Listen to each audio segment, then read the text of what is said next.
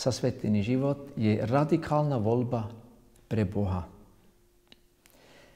Sme spoznali lásku, ktorú Boh má pre nás, hovorí svätý Ján.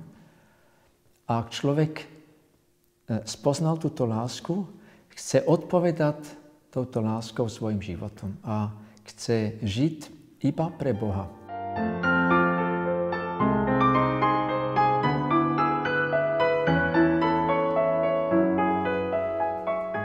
Cieľ nášho života je učiť sa milovať. Či sme v rehole, či sme v manželstve, alebo slobodní, na konci života máme byť schopní prijať Božiu lásku v nebi a ho milovať. Sľuby sú prostriedkom tiež učiť sa milovať. Keby sľuby boli prekážkou pre mňa, aby som hĺbšie miloval, by som musel odísť, pretože ja by som nemohol žiť podľa cieľu svojho života.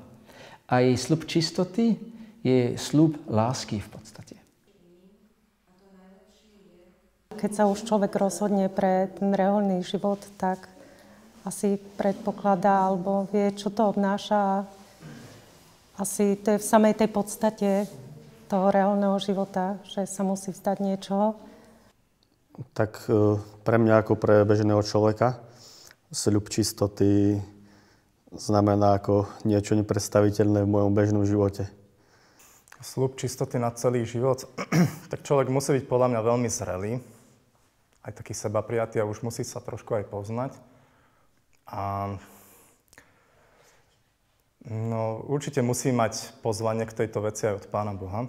Sľub čistoty pre zasvetených, pre mňa to znamená, že ten zasvetený človek nemá sexuálny vzťah s nikým, že sa toho zriekol.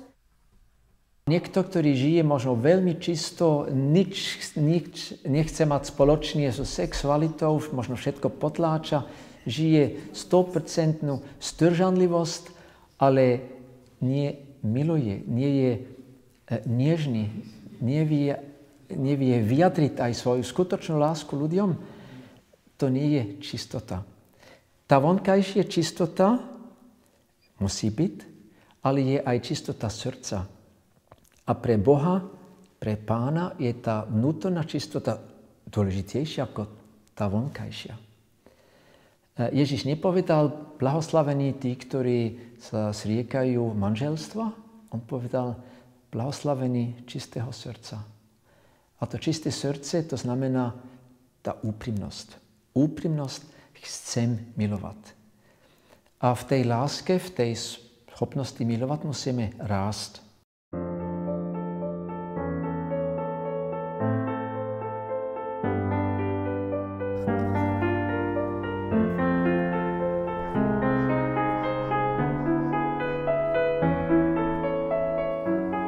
Každý človek má obrovskú túžbu po láske a nie len túžbu, aj potrebu. A tá potreba nikdy nemôže byť celkom uspokojená, kým žijeme na tejto zemi. A problém spočíva v tom, alebo fakt je, že ľudské srdce nie je nádoba, ale akoby nemalo dno. A keď niečo nemá dno, nemôže byť naplnený. Jediné riešenie je, keď sa stávame kanálom. To znamená, keď príjmame lásku, ľudskú lásku, Božiu lásku a keď ju dáme ďalej. Každý osobný vzťah, každé priateľstvo by malo byť obohatený nielen mňa, ale aj druhými. Aj druhí môžu milovať toho druhého človeka ešte viac ako ja. Je to ľahko o tom hovoriť, ale k tomu patrí, aby sme rástli, aby sme sa naučili milovať ako Ježiš hlboko, skutočne, ľudským spôsobom, s nežnosťou, ale čisto.